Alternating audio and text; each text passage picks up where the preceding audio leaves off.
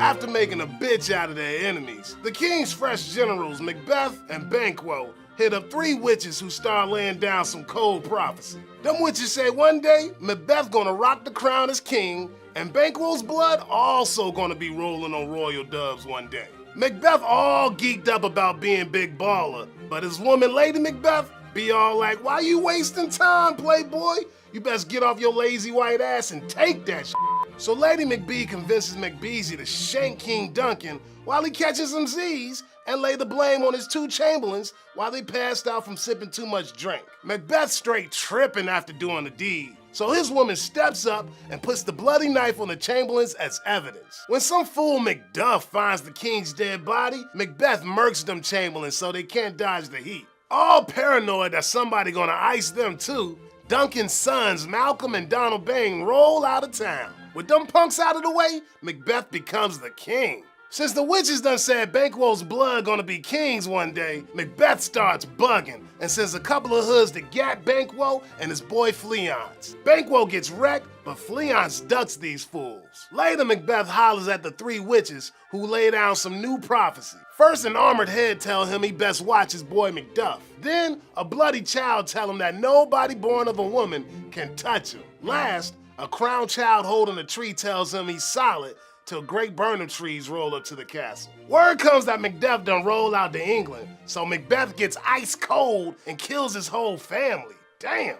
Later, Macbeth learns that his woman done iced herself cause she couldn't get the blood off her hands. At first, Macbeth ain't sweating the fact that Malcolm's returned and got a swole army creeping up to the castle. But then he realizes the shields the army using are from the same wood the witches warned him about. Oh, f***.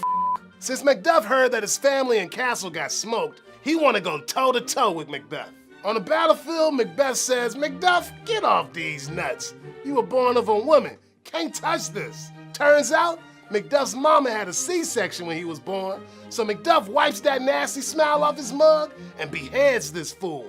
Then Malcolm takes back his throne, and Scotland got one less tyrant.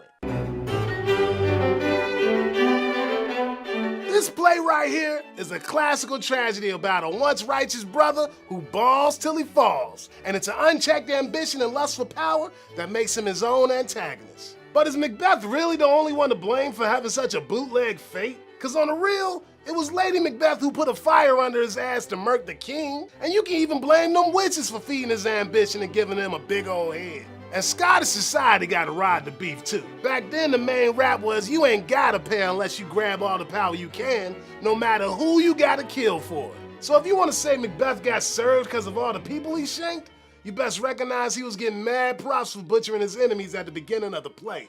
In fact, some literary thugs say that Macbeth ain't to blame at all, but that fate slinging him around like a puppet, making him act like a serious fool. Just listen to how he talks about life after his woman dies. Life's but a walking shadow, a poor player that struts and frets his hour upon the stage, and then is heard no more. It is a tale told by an idiot full of sound and fury, signifying nothing. Cause if Macbeth ain't got no choice, then all this shit is straight meaningless. Since fate, society, and Macbeth's big-ass head laying more pressure on him than he can handle, Shakespeare dropping images of clothes that don't fit good to show how this player living way out of his depth. Now he does feel his title hang loose about him, like a giant's robe upon a dwarfish thief.